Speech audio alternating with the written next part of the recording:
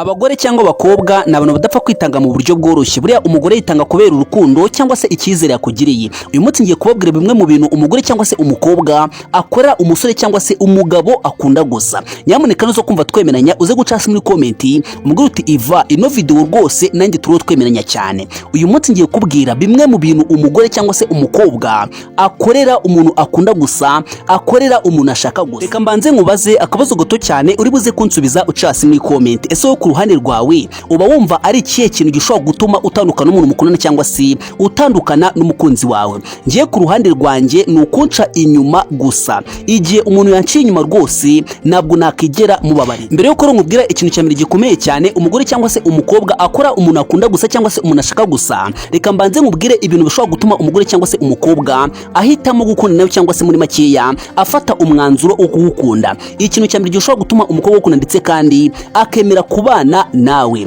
ni indangagaciro zawe, imico cyangwa se wenda uburyo umugira inama, uburyo wiyubaha cyangwa se uburyo wihesha agaciro. Igihe witwara gutya uyu mugore cyangwa se umukobwa ashobora gukora kimwe muri bino bintu ngiye kubwira. Icya kabiri, igihe agukundira imitungo cyangwa se ibyo ufite, nabwo yakora kimwe muri bino bintu ngiye kubwira. Ndagwa urugero rwa hafi, umukobwa ashobora kwemera yuko muryamana kubera yuko agukunda by'ukuri cyangwa se agukunda nta kindi kintu agukurikiyeho. Nyine we arawukunda, nyine yumva nyine ari proud yawe, akaba nyine yakemera yuko mukorana icyo kintu kubera yuko agukunda ndetse kandi rwose nta kintu na kimwe ujye umutakazaho. Ikindi cya kabiri, bura umugore cyangwa se umukobwa yakemera yuko muryamana kubera ibyo utunze, nyine akaba atagukunda, akaba ashaka kuziberaho neza gusa. Wenda uri umukire warakoze nyine ufite amafaranga, akaba yakemera nyine kugira ngo agufatisha, akemera gukora icyo kintu nawe, nyamara rwose wenda atanagukunda, ari ukubera yuko nyine wenda akunda imitungo yawe. Ro urukundo rw'ukuri cyangwa se urukundo rwiza cyane ni urwo ngurwo nyine aba gukunda nta kindi kintu agendeho cyangwa se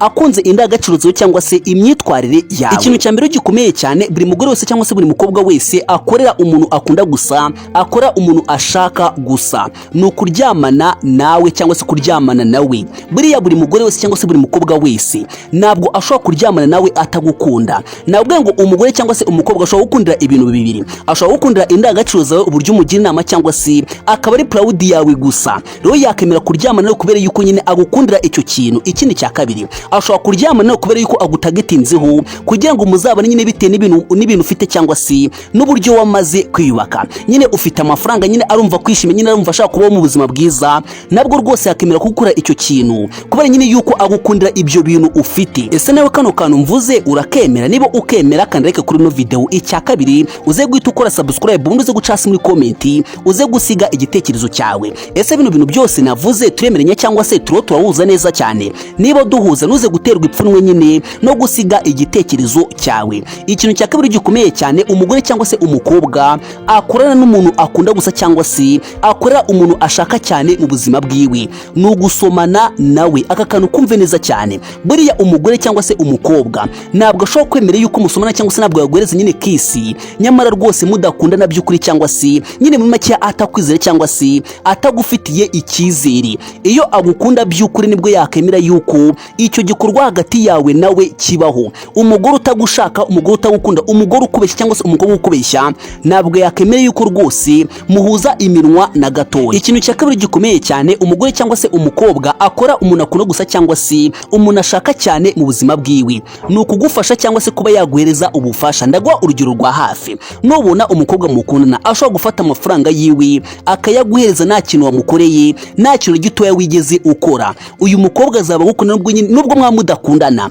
akenshi azaba kwiyumvamo, akenshi azaba gushaka wenda nyine akaba gutinya, ariko nyine akenshi ikintu kinago gikunze kubaho umugore cyangwa se umukobwa atagukunda cyangwa se atakwiyumva. Rero buriya rwose abasore benshi bakunze kubifata nko ari ibintu bisanzwe. Umukobwa akaba yaguhereza ubufasha cyangwa se ukabona kwiteho aragusapotinga cyangwa se yakemera kugutakazaho buri kimwe nyine mu byo atunze. Nubona umukobwa umeze gutya azaba gukunda uko byagenda kose. Ikindi cya kabiri, ashobora kuba atinya kubikubwira ariko akenshi abagukunda. Nta mukobwa yakemera kugutakazaho ibintu by'agaciro yavunikiye atagukunda cyangwa se atagushaka cyane mu buzima bwiwe. Yewe rimwe na rimwe nunabimubaza akenshi nyine azajya kwereka yuko ari ibintu bisanzwe, ariko rwose kuba umukobwa yagufasha mu buryo bw'amafaranga, kuba umukobwa yagusapotinga, jya umenye neza ko nabwo ari ibintu bisanzwe. Abagushaka, abagukunda ndetse kandi nyine abagufitiye icyizere. Jya nkunda kubabwira ngo buriya nta muntu ushobora kugira ikintu agutakazaho nta nyungu aguteganyaho. Niko by'ukuri ahangaha guhari rero buriya abakobwa benshi cyangwa se abagore ni abantu bazi ubwenge cyane. Nyine ngo we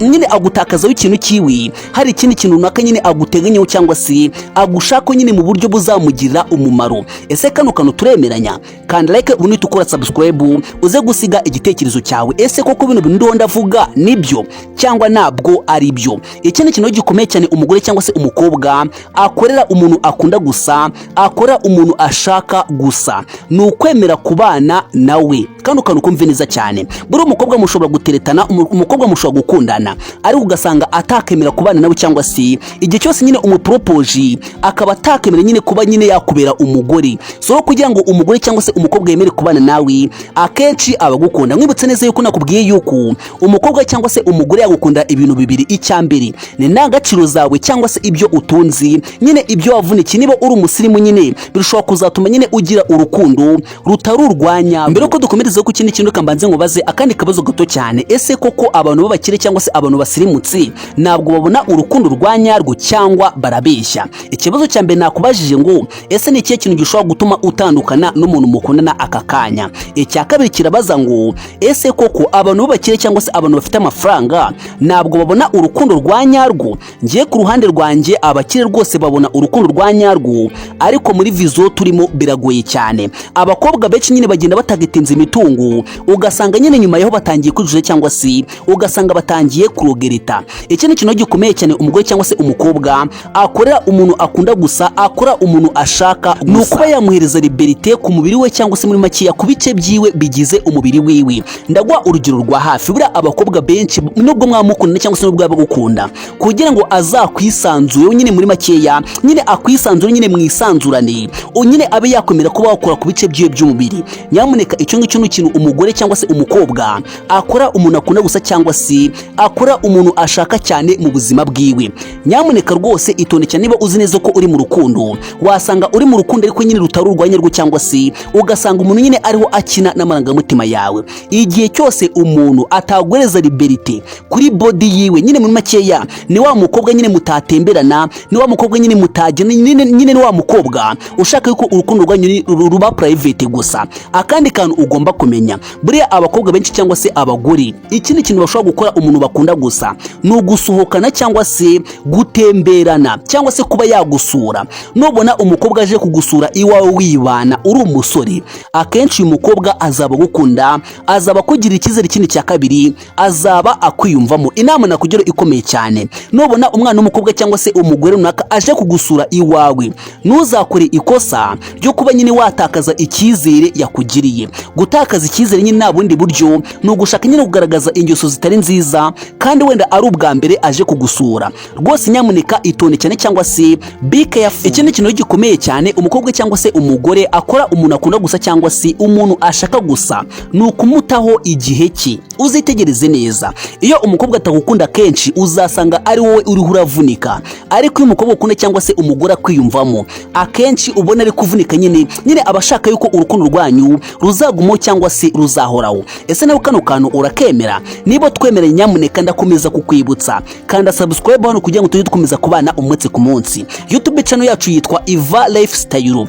Nzajya mbacishirizo ibiganiro byiza cyane. Ikindi cya kabiri, nzabazanira abandi bana bashya bafite impano cyangwa se tuzatugenda nyine tuzamura abandi bana bafite talent. Nyine mumfashe rwose ino channel yacu ikure igire kure, ubundi nzabereke ibintu tuzikorera. Ikindi kintu gikomeye cyane umugore cyangwa se umukobwa akora umuntu akunda gusa cyangwa se umuntu ashaka gusa, ni ukumubwira amabanga yiwe cyangwa se ibintu byiwe by'ibanga. Buriya abagore benshi cyangwa se abakobwa ni abantu bagira ibanga ku rwego rwo hejuru, ku buryo nyine utabyumva cyangwa se ku buryo utabitekerezaho. So nubona umugore cyangwa se umukobwa akugira ibanga, ukabona nyine arikubwira ibintu byiwe by'ibanga, akenshi azaba akunda cyangwa se azaba kugirira icyizere, azaba akwiyumvamo. Ikindi kintu gikomeye cyane umugore cyangwa se umukobwa akora umuntu akunda gusa cyangwa se umuntu ashaka cyane mu buzima bwiwe, ni ukumwereka inshuti ziwe. Buriya abakobwa benshi iyo akubeshya ntabwo aba ashaka yuko urukundo rwanyu rujya public. Ni wa mukobwa nyine ushobora kugupostinga, ni wa mukobwa nyine utamenya ukuntu ameze, ni wa mukobwa uzasanga arashaka yuko urukundo rwanyu ruguma mu bwihisho gusa. gusa akenshi uyu mukobwa ikintu kizamukubwira kuri telefone azajya ahora ari busy. Icya kabiri, kugira ngo agende nawe ku manywa bizajya bigoranye cyane. Icya gatatu, nta foto nyine ntago ushobora kwemera yuko mwifotozanya cyangwa se nta foto yiwe ashobora kuguhereza. Uyu mukobwa azaba akubeshya cyane rwose, nta rukundo azaba agufitiye. Nubona umukobwa adashobora kugutakaza igihe cyiwe, adashobora kuguhamagara nyine wirirwa nyine umufurusa cyangwa nawe witekereje neza nyine ku ruhande rwawe, uba wagira ngo ntabwo ukunda cyangwa se uba wagira ngo ntabwo akwiyumvamo. Uyu mukobwa ntabwo ukunda rwose. Ikindi cya kabiri, ntabwo akwiyumvamo na gato, yatangira ugende gake cyane. Muri rusange rero dore ibintu byose umugore cyangwa se umukobwa akorera umuntu ashaka cyangwa se umuntu akunda gusa. Icya mbere, umukobwa yemera kuryamana n'umuntu akunda. Nyine umukobwa yemeye kuryamana nawe akenshi abawukunda cyane ndetse kandi abakwiyumvamo, abagushaka cyane mu buzima bwiwe. Nakubwira ngo umukobwa ashobora gukundira ibintu bigera kuri bibiri. Icya mbere, indangagaciro zawe. Icya kabiri, bishobora kubera imitungo yawe cyangwa se ibyo wagezeho. Ikintu cya kabiri gikomeye cyane twabonye ni ugusomana nawe. Umugore cyangwa se umukobwa yemera gukora kino kintu kubera yuko agukunda cyangwa se kubera yuko akwiyumvamo. Ikindi kintu ni ugutemberana nawe. Ikindi twabonye gikomeye cyane ni kuba yagusura cyangwa se kuba yaza iwawe. Ibi byose umukobwa cyangwa se umugore abikora umuntu akunda ndetse kandi afitiye icyizere. Ikindi kintu gikomeye cyane twabonye muri kino kiganiro, nyine wenda umugore cyangwa se umukobwa akora umuntu akunda gusa ni ukumufasha cyangwa se kuba yagwiriza nk'amafaranga cyangwa se kuba yagwiriza support uko yaba ingana kose. Iki nacyo umukobwa cyangwa se umugore agikorera umuntu akunda cyangwa se umuntu ashaka cyane mu buzima bwiwe. Ikindi kintu twabonye gikomeye cyane ni ukukwereka inshuti ziwe. Akandi twabonye gakomeye cyane ni ukuba yakemera kuba nawe cyangwa se wenda kuba yakemera kukubera umugore. Ikindi kintu gikomeye cyane twabonye nyine umukobwa cyangwa se umugore akora umuntu akunda gusa ni ukukubwira amabanga yiwe cyangwa se nyine amagambo yiwe y'ibanga. Akandi kantu twabonye ka nyuma ni ukuguha liberté ku buzima bwiwe. Nyine nubona umukobwa ari guhereza umwanya cyangwa se ubwisanzure ku bice byiwe by'umubiri, uzamenye neza ko uyu mukobwa ariko ndetse kandi aragushaka cyane mu buzima bwiwe, ariko ntabwo tuzi ikintu agushakira. Nakubwiye ngo niba uzi neza ko wenda uri umukire ushobora gusanga nyine agukundira ibyo ngibyo ariko atagukunda koko byanyabyo. Rero niba uzi neza ko ufite indangagaciro nziza ukaba nawe utekereje ku ruhande rwawe ugasanga nta kintu nyine umukobwa akwiye gukundira, ni ibyo ngibyo agukundira. Rero ni mpamvu nyine yagukora ibyo bintu byose kugira ngo muzakomezanye cyangwa se kugira ngo mukomeze mwinjoyinge urukundo rwanyu. Ese ino video yagufashije? Ubutano nzabategura ikiganiro kiza cyane. Ese ni ibihe bice by'umukobwa nyine bigira santima cyane? Niba kino kiganiro wagikunze ukaba wumva wifuza ko nyine n'icyo ngicyo nzakibahereza, kanda like ubunuze gucasa muri comment umbwira uti Iva iyo video nayo rwose uzayiduhereze turayishaka cyane. Imana ikurinde. Hasta la vista. Ciao ciao.